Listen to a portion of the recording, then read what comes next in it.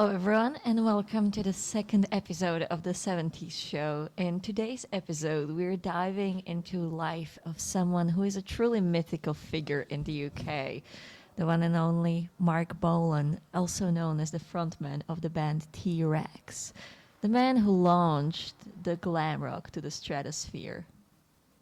Yeah, I think he is he's quite a figure. I think if he wouldn't die so young, he would be even more famous than he already is, and but apparently at the same time, I think he's deaf. Is one of things he's most famous for at the same time. Even though he had few hits, I think his death is quite significant thing in his life, like in everyone's life. But on the other hand, I think that's what many people are know him for as well, because it is quite tragic, isn't it? It is quite tragic, and I think he would have a renaissance of his music at some point. I think he would have the Ziggy Stardust era after he became T-Rex in his own form. Because I think he just began, and then there was the T-Rex rise and T-Rex fall, and the fall came with his death, so there was no renaissance of anything. What the ending to that. There was like this story coming up and the climax is so then there is no ending to anything. Next one. Okay, so what are his biggest hits? I know that there is a 20th Century Boy. It's Get It On. I believe we're gonna start with Get It On, isn't it? And I have also Metal Guru. What is your favorite song of his? I would say my favorite would be Get It On and Hot Love. I think those two are his most famous one as well, but there is Cosmic Dancer as well, which is a very significant song. Well, I think it's the best one to start with Get It On, to have a bit of a nostalgic moment for T-Rex's music, and the second song will be By the Light of Magical Moon. Okay, so we're gonna start with Get It On, and then we're gonna talk about quirky facts, about his secrets, about rise and fall, and yeah, I think let's just kick it off. Oh yeah. Mhm.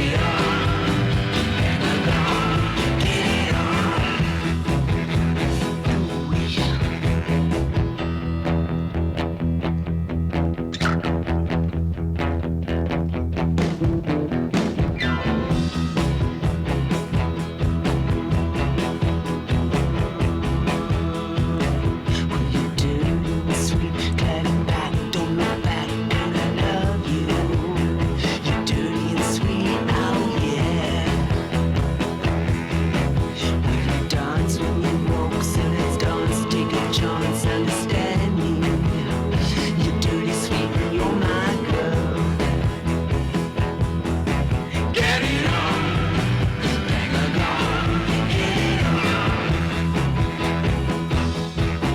Get it on, bang along, get it on. Get it on, bang along, get it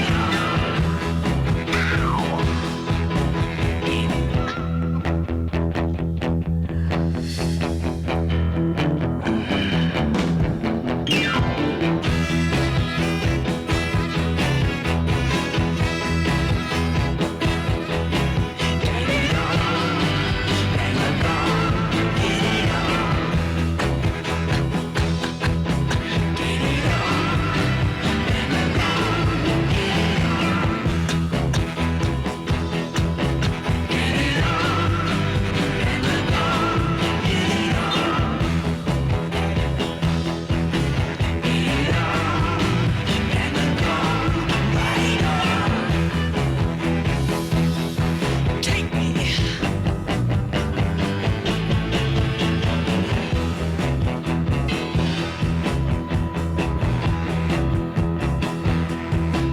Well, meanwhile, I'm still thinking.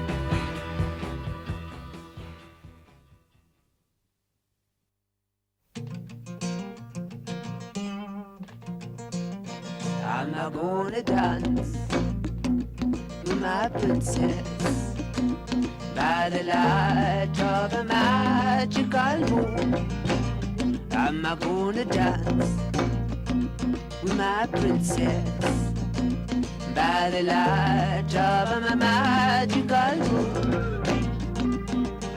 As I go along my way, I say hey hey. As I go along my way, I say hi hi. I'm not gonna talk with the elders until all of our hearts that is good. I'll a barefoot dance with my baby by the light of a magical moon. As I go along my way, I say hey hey. As I go along my way, I say hey hi. I'm a gonna dance with my baby, baby, by the light of a magical moon. I'm gonna dance with my baby by the light of a magical moon. When I slay the darkest night, and then we can fly till that deep and joyous die. We'll dance and pride. All right.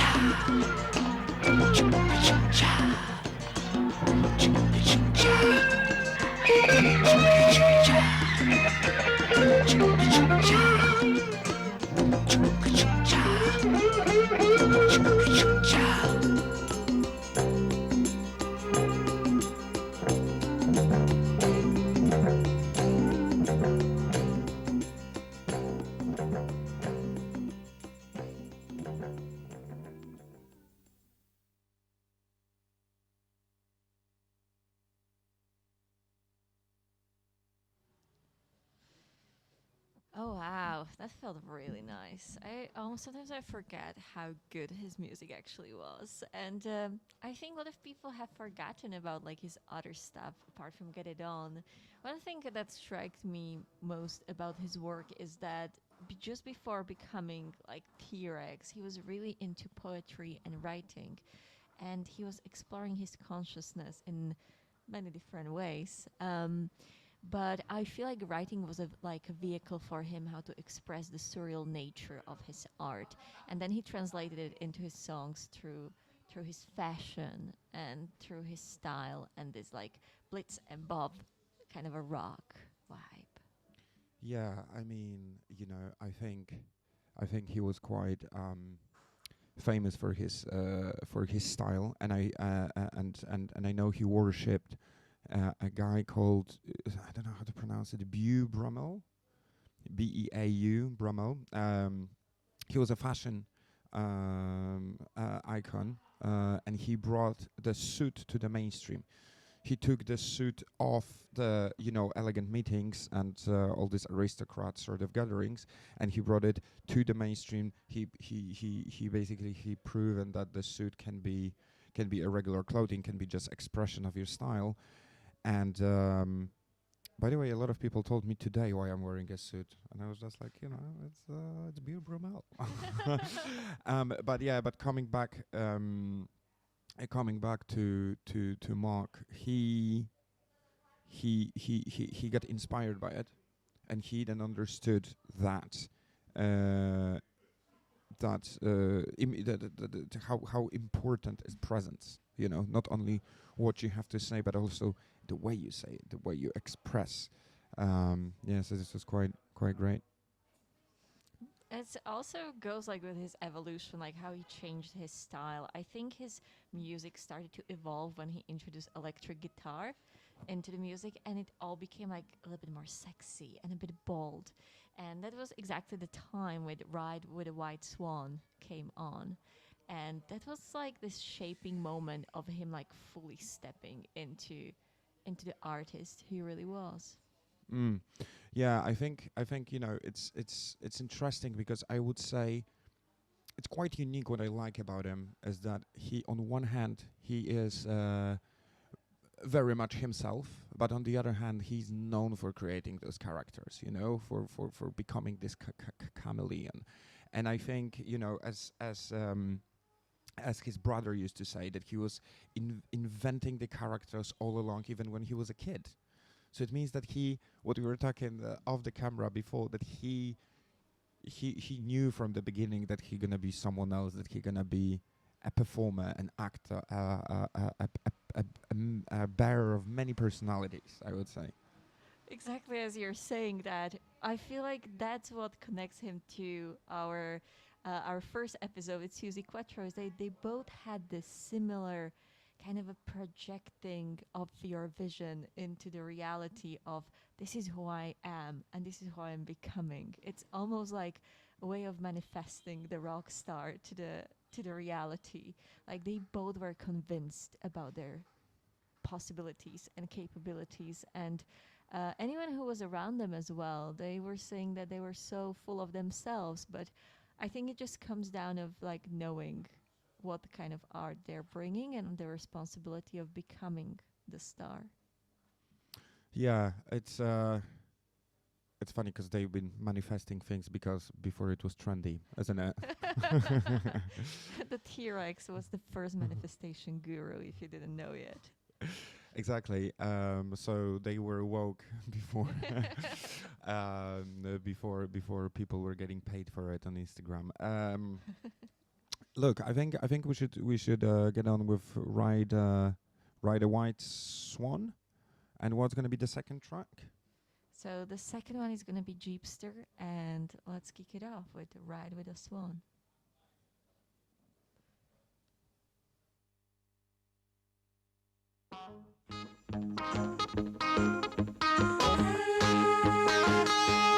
Ride it all out like a bird in the sky. Wheels ride it all out like you were a bird. Fly it all out like an eagle in a sunbeam. Ride it all out like you were a bird.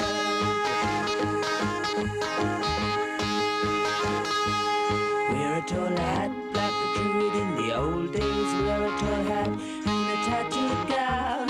Ride a white swan like the people of a Belgium. Wear your hair long, baby, can't go wrong.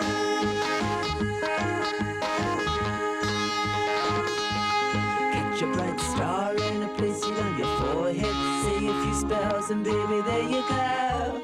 take a black cat and you sit it on your shoulder, and in the morning you'll know all you know.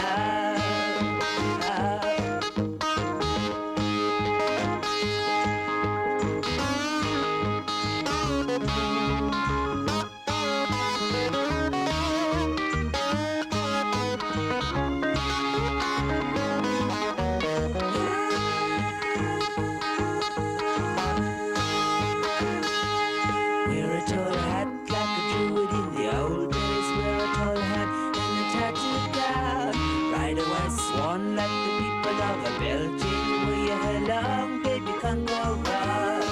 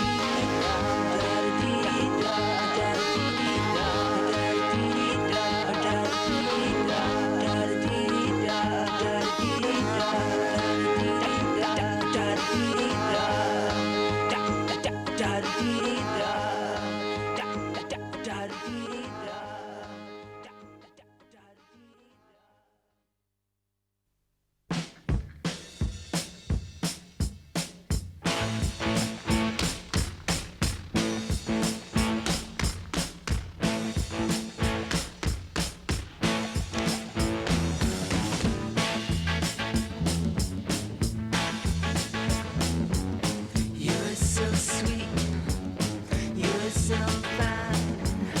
I want your all and everything, just to be mine. 'Cause you're my babe,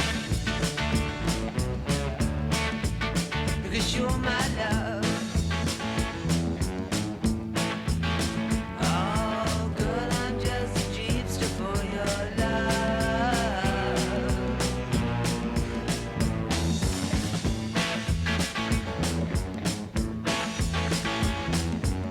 You slice so good, with bones so fair. You got the universe reclining in your hair. 'Cause you're my baby, yes, you're my love. Oh, girl, I'm just a jeepster for your love.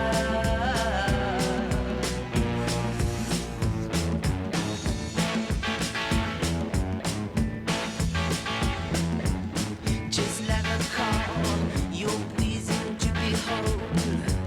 I call you Jaguar, but I may be so bold. 'Cause you're my babe, yes, you're my love. Oh, girl, I'm just a jeepster for your love.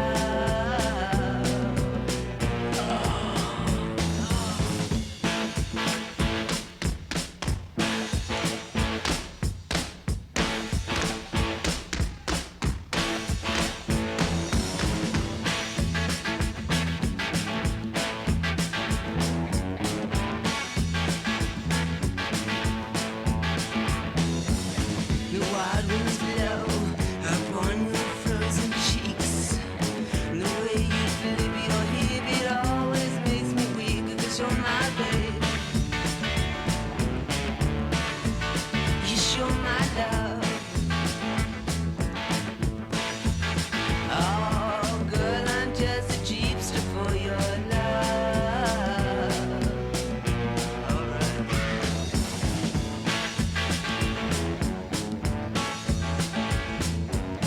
Your motivation is so sweet. Your vibrations are burning up my feet. 'Cause you're my babe, yes, you're my love. Oh, girl, I'm just a jeepster for your love. I said, girl, I'm just a vampire for your love. And I'm gonna suck you.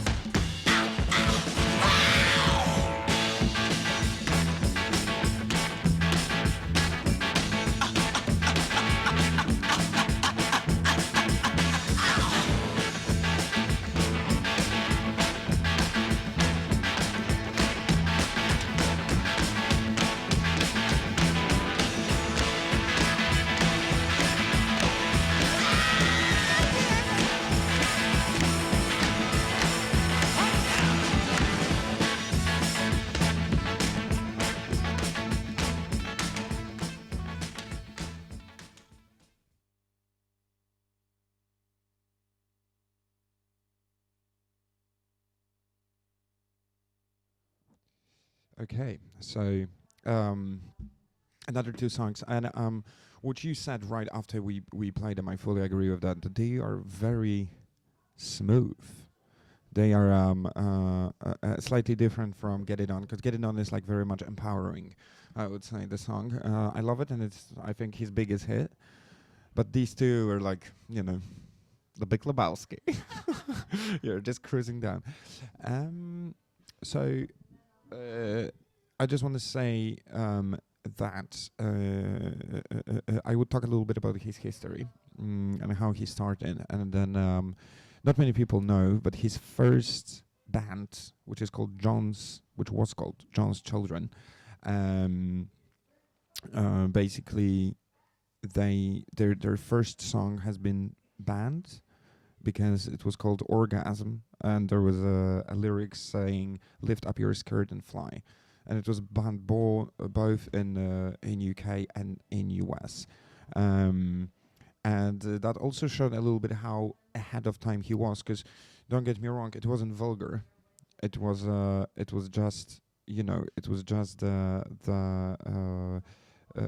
metaphorically speaking in the lyrics, and for now, right now, when everyone is quite exposed in their music videos, especially when we were talking about the popular music, which is hip hop, pretty much, it's all over the place. It's normal, even nudity and stuff. But back then, it was like the breaking the barrier. So I love how rebel he was. I think you started off perfectly the whole question of like why he became the daddy of glam rock, right? Because he wasn't afraid to break those barriers, even if it was a little bit inappropriate in those times. And I think that's what glam rock really is about. It's very theatrical. It's about breaking the norms and freedom and empowerment, and with his costumes and with his approach to music, I think he was doing those things perfectly. And I think the rise of Trex was really big in the UK and also in the US. Like, he was the first in the charts, and everyone was under this T-Rextasy in those times. And with the rebellion, what comes to my mind is the song "Children of the Revolution." Children of the Revolution. I just want to say, before we're gonna crack on with the song, I just want to say that the band I was talking about, they reformed in 2016 and play without him. Obviously without him, because he wasn't with us anymore. They play without him for another 7 years. So you can also see how big his legacy was, even of his young age, even of not becoming such a big star as Bowie or other of his friends, but still riding on his fame, they reformed the band and then went again for a 7 years banter. Wow. As you previously said, I think there would be a comeback of his music if he would be still alive in a completely different shape or form. And the same as David Bowie did. And I think what connected him to Bowie, they were good friends, but what made him very similar to him is the theatrical show they were portraying on stage. The glitzy rock and all of the moves and the flashy costumes that they were presenting on the stage. That defined the 70s in their own sense.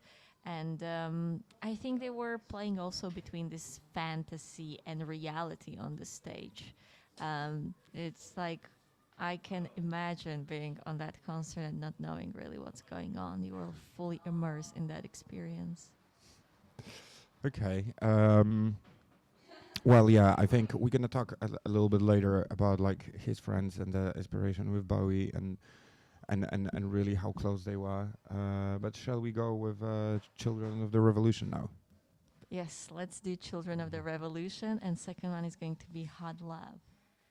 Okay.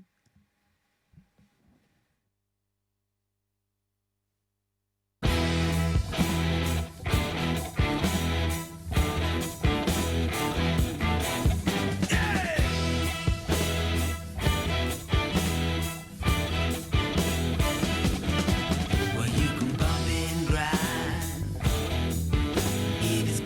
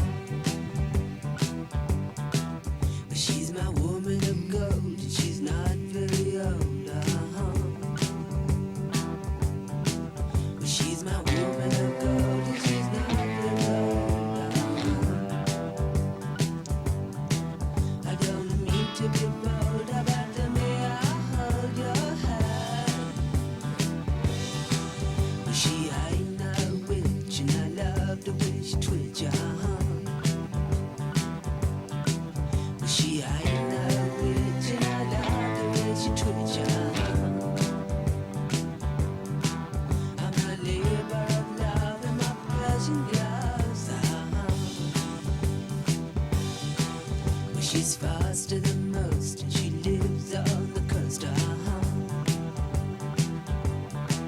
But she's faster than most, and she lives on the coast. I'm her two-penny prince, and I'll give her hot love. Take down Ema.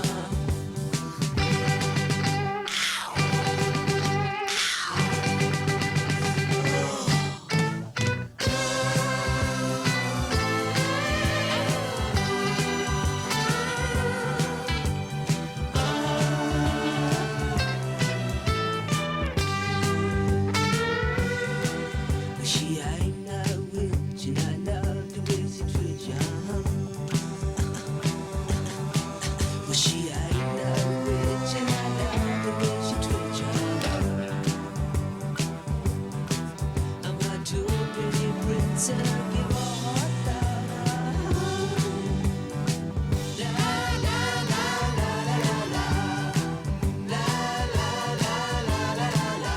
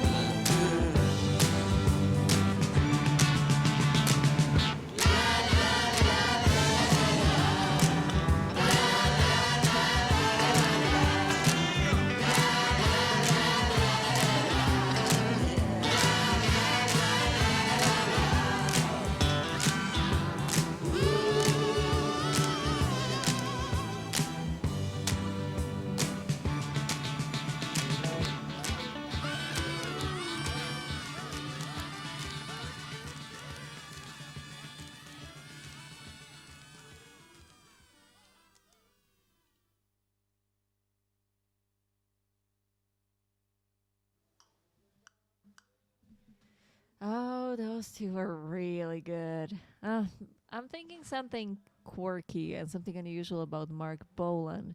And as I was watching the documentary of Cosmic Dancer about him, they said that he would live off chicken and champagne exclusively. Like that was his diet. Do you think it contributed to him being magically alluring? Well, I gotta say that that as long as I'm vegan, I don't think chicken is contributing to anything else than slaughter. But but champagne, well, I think it's an elixir of God. And every time I'm saying, like, you know, those little coupettes with champagne, I'm always thinking, like, why am I not drinking only champagne? God damn it! I don't need any other glasses in my house. And I think this guy, he died being younger than I am right now. It's quite sad, but but it's you know, if he found that this is the diet which gonna make him live forever, then he had to be very wise man at the same time, as well fed. I, on the other hand, wanted to say quirky facts. Speaking quirky facts, I just want to say that he was also a subject to the documentary, and I know you know that as well. And that documentary was called Marc Bolan, The Cosmic Dancer. It's made by BBC, isn't it? Yeah, that's it. And it's a really great documentary. You have a lot of people who knew him as well speaking in the documentary about him, which gives a great perspective. And he was a great friend of David Bowie.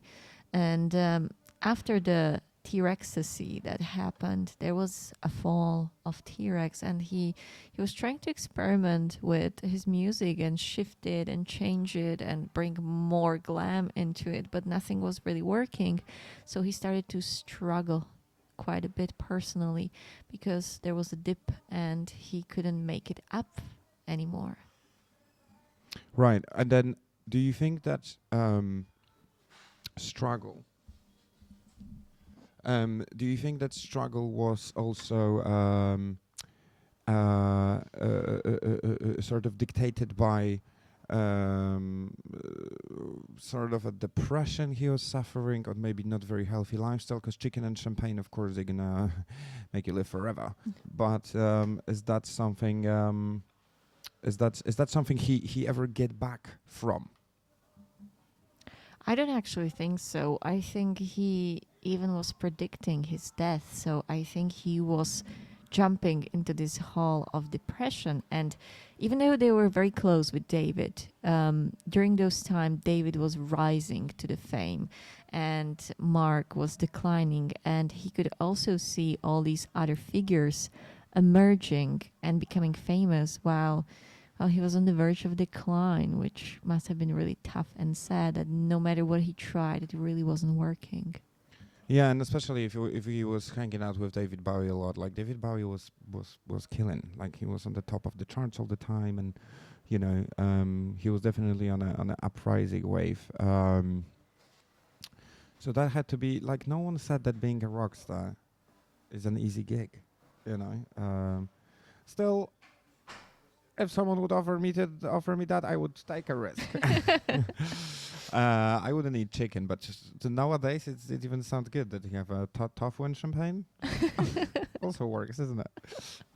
It's a full-time commitment to being a rock star. It's not an easy gig to do. But later in life, he started to mentor different artists and giving advice. So I think he was getting some sort of a pleasure from being a teacher to the other guys in the business. And I think we shall remember the good bits about Marc Bolan with Cosmic Dancer and 20th Century Boy. Okay, let's go for it.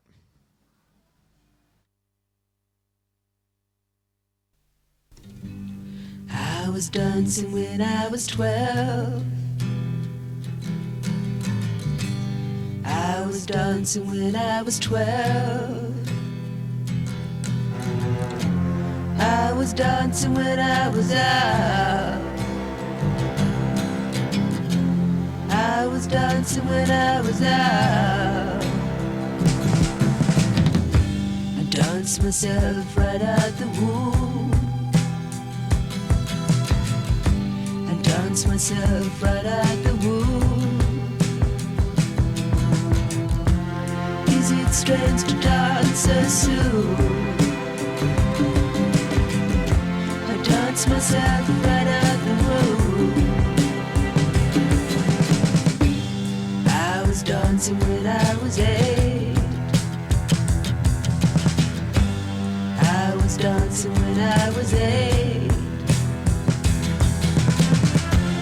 Is it strange to dance so late? Is it strange to dance so late?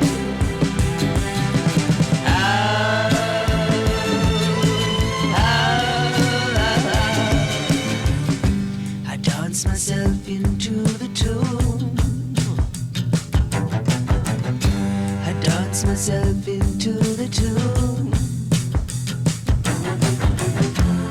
Is it strange to dance so soon? I dance myself into the tune. Is it wrong to understand the fear that was inside a man? What's it like to be alone?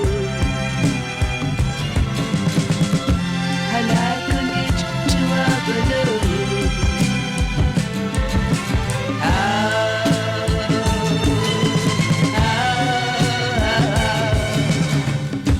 I dance myself out of the womb. I dance myself out of the womb. Is it strange to dance so soon? I dance myself into the tune. And then again once more. I dance myself out of the womb. I dance myself out of the womb. Is it strange to dance so soon? I dance myself out of the womb.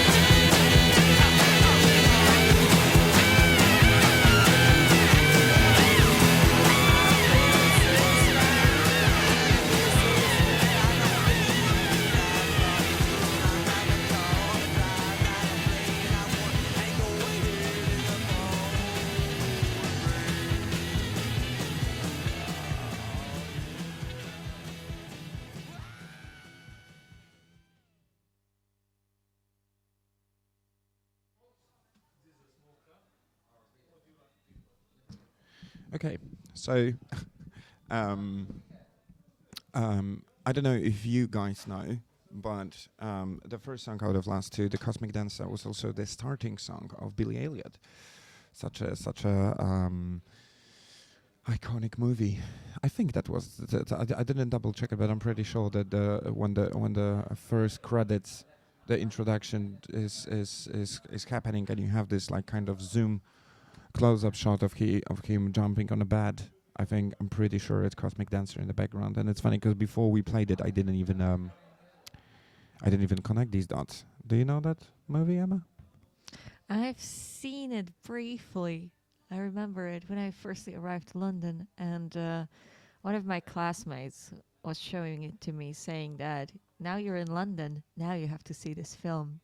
I think it's such a cornerstone in British filmography that anyone living here has to see it. It's like Mission Through the Fire, seeing Billy Elliot. Yeah, and it's also like I think it's what is making it even more interesting is that was a real story, and it's like it's also describing how it was back in the day in UK throughout the crisis and high unemployment and da da da da da. Luckily, this show is not about that because I don't have anything else to say. But but coming back to Trex and to Mark Feld. The nice and quirky fact is that he was, that he was the first headliner on the, he was the headliner on the first Glastonbury,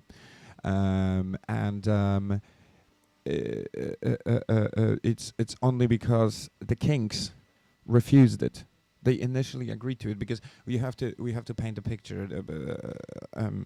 Glastonbury, it wasn't the Glastonbury we know, like right now, which is what is it when the Glastonbury is when there are days of Glastonbury, it is like becoming the third biggest city in UK or something like that. The streets of London becoming empty.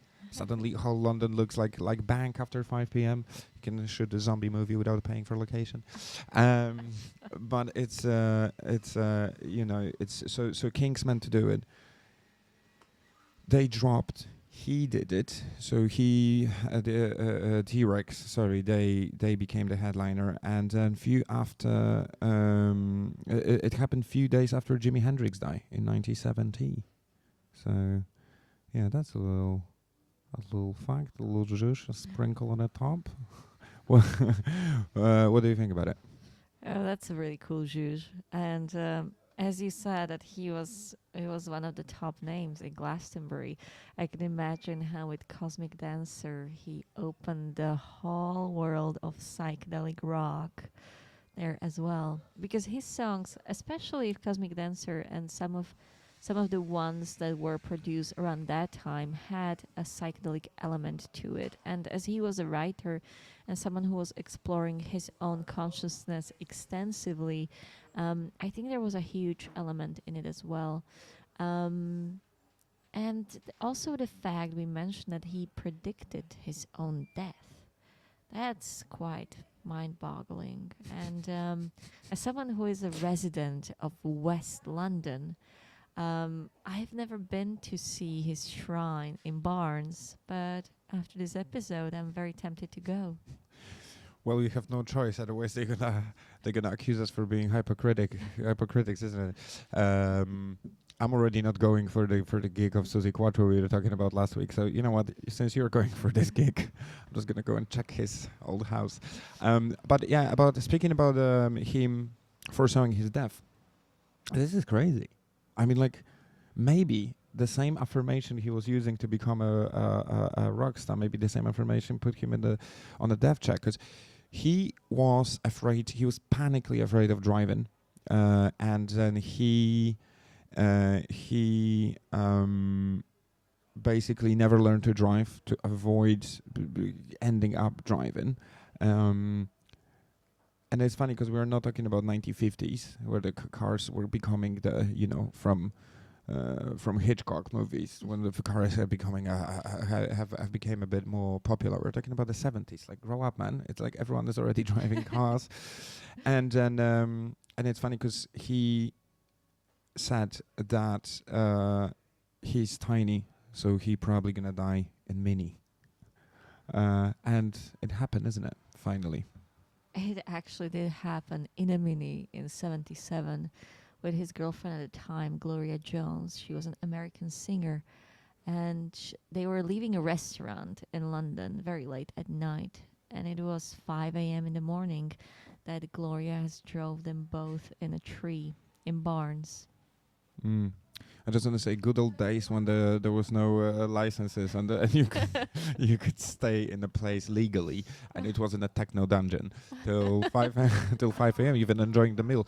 I just want to say, I don't want to name and shame, but there are some restaurants in Soho which are open 24/7, and yes, you can theoretically eat the meal in the night, but they're absolutely horrific. Anyway. Oh, we shouldn't be laughing at this point of the show when we were talking about his death. But he died. Yeah, he died. How old was he? 29. Yeah, he was 29. He just missed the 28 club by 1 mark, but he was almost there. Wait, is there 28 club? Is it not? Is it not 27 club? I'm not sure. I think it's going to be somewhere between 27 and 28. It's definitely between there. Okay, so 27 and a half club. He missed that date. Well, do you know what happened to his girlfriend? I actually don't. Did she go to prison? Did she fall in tears, broke in tears? What happened? I have no idea, apart from that she has survived. It was only him that died, so that was quite tragic.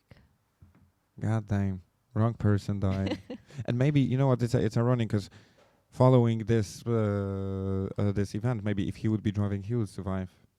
And people would be like, did anyone die? Nah. No one famous, it doesn't count. Okay, so what are going to be our last two songs to say bye-bye to our lovely Mark? I think to say goodbye to Mark, the proper goodbye would be going for a pilgrimage to Barnes, for sure. But our way of saying goodbye will be Dandy in the Underworld and Mambo Sun. Mambo Sun. Okay. Emma, thank you so much for doing this again with me. It's the most relaxing hour I can think of. And Mark, thanks for being with us. Too bad that's short, but thank you. Thanks, Emma. Thank you, Blaze. It was a pleasure. Anytime, anything about the 70s, we're on it. We're on it.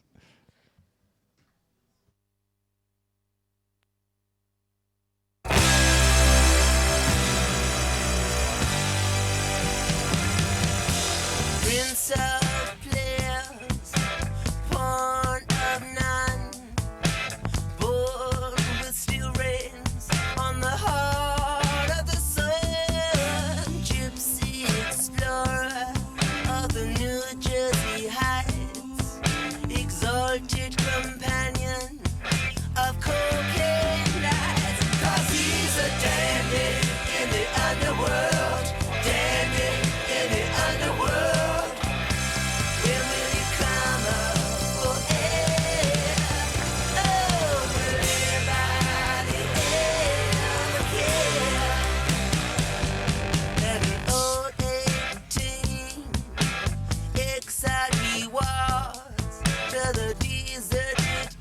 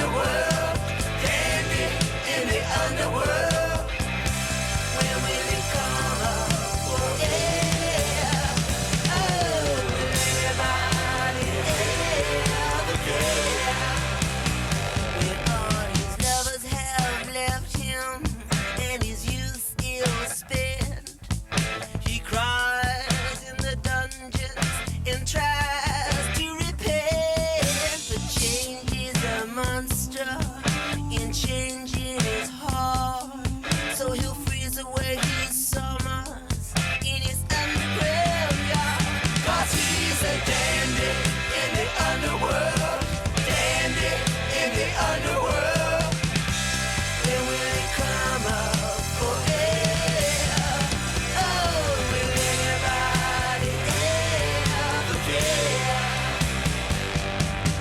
Prince of players, pawn of none, born with steel reins on the heart of the sun. Gypsy explorer of the New Jersey Heights, exalted companion of cocaine nights. 'Cause he's a dandy in the underworld.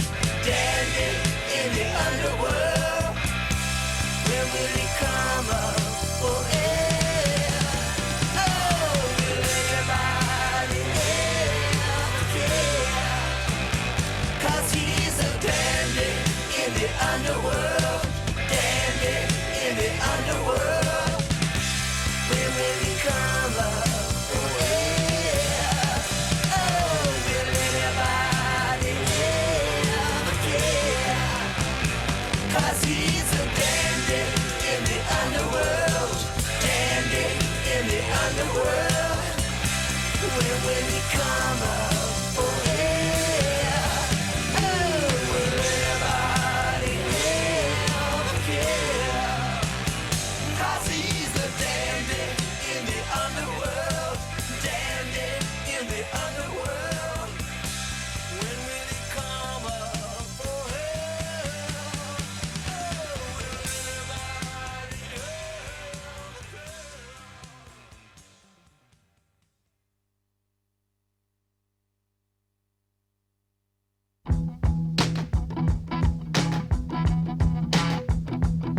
Beneath the bebop moon, I wanna croon with you. Beneath the mango sun, I got to be the one with you, with you, with you. My life's a shadowless horse. If I can't get across to you. In the alligator ring, my heart's all pain. For you, for you, you. Girl, you're good, and I've got wild knees. For you, on the mountain range, I'm Doctor Strange. For you, for you, you.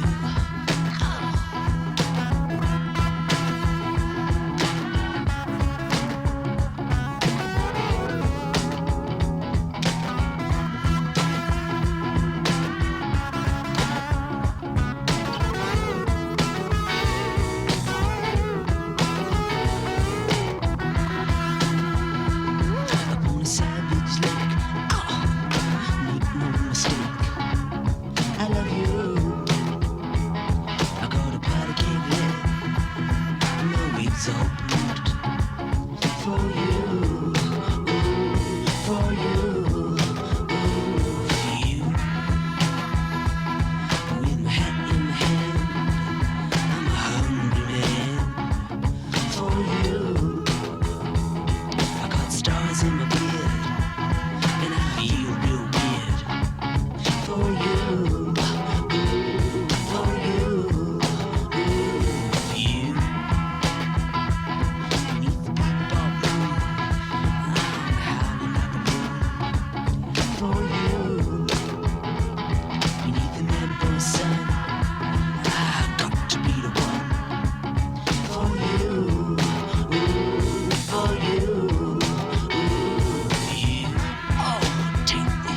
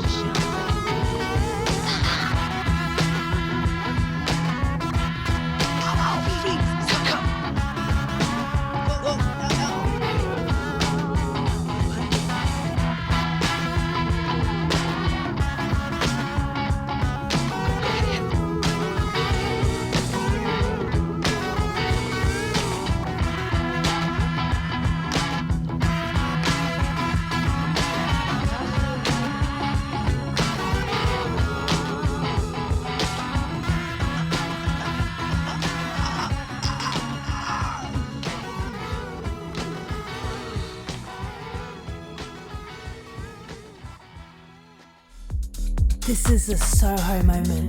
This is SOMO W1 Radio.